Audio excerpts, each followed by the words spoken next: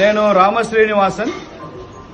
నేను తమిళనాడు నుంచి ఇక్కడ భువనగిరి పార్లమెంట్ కాన్స్టిట్యున్సీ ఇన్ఛార్జ్ ఇక్కడ వచ్చింది. నేను ఇక్కడ మధురైలో లోక్సభ క్యాండిడేట్గా నేను ఎలక్షన్ కంటెస్ట్ చేసి April 19th election is over. So I have come here to help our కార్యకర్త బ్రదర్స్ ఇన్ భువనగిరి కాన్స్టిట్యున్సీ. ఇక్కడ భువనగిరిలో భారతీయ జనతా పార్టీ బీజేపీ ఇక్కడ షూర్గా ఖచ్చితంగా గెలుస్తారు. ఎందుకంటే ఇప్పుడు ఇక్కడ క్యాండిడేట్గా ఉండే డాక్టర్ రెస్పెక్టబుల్ పర్సన్. ఆయన 2 సారి ఎలక్షన్లో కంటెస్ట్ చేసుకున్నారు. ఒకసారి ఎంపీగా పనిచేస్తున్నారు, 5 years ఎంపీ.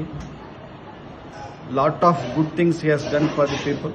ఓటర్స్ కంది ఆయన పైన ప్రియం ఉంది, మర్యాద ఉంది.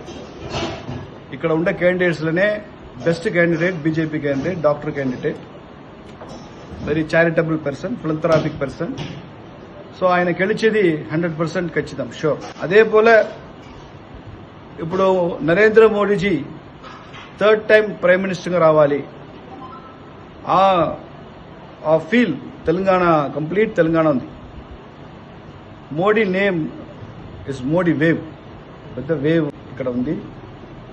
నరేంద్ర మోదీ వస్తుందా మనకు డెవలప్మెంట్ వస్తుంది. డెవలప్మెంట్ కావాలంటే మోడీ రావాలి అట్ట ఒక థాట్ జనాల దగ్గర ఉంది.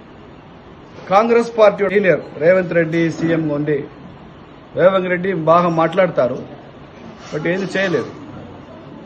ఆయన గ్యారంటీ ఏమీ ఫుల్ఫిల్ చేయలేదు. People are not happy with Revanth Reddy administration. Congress పైన కోపం ఉంది. కాంగ్రెస్ సెంట్రల్ ఢిల్లీలో ప్రభుత్వం చేయపోయలేదు. రాహుల్ గాంధీ గెలిచేది లేదు కాదు. So Congress is very weak.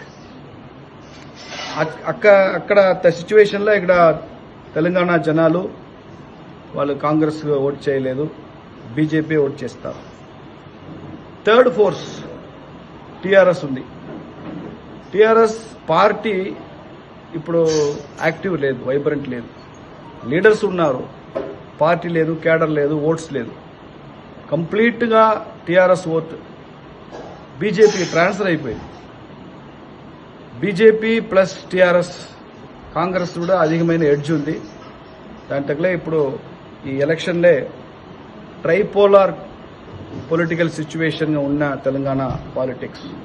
BJP TRS Congress TRS BJP అట్ట ఉండిన ఆ సిచ్యువేషన్ చేంజ్ అయ్యి ఇప్పుడు కాంగ్రెస్ బీజేపీ కాంగ్రెస్ అంటే బైపోలార్ పాలిటిక్స్ గా మారింది. From tripolar to bipolar Telangana politics change అయింది, ట్రాన్స్ఫర్మేషన్ అయింది. ఈ ట్రాన్స్ఫర్మేషన్ లో బీజేపీ గెలిచిపోయింది.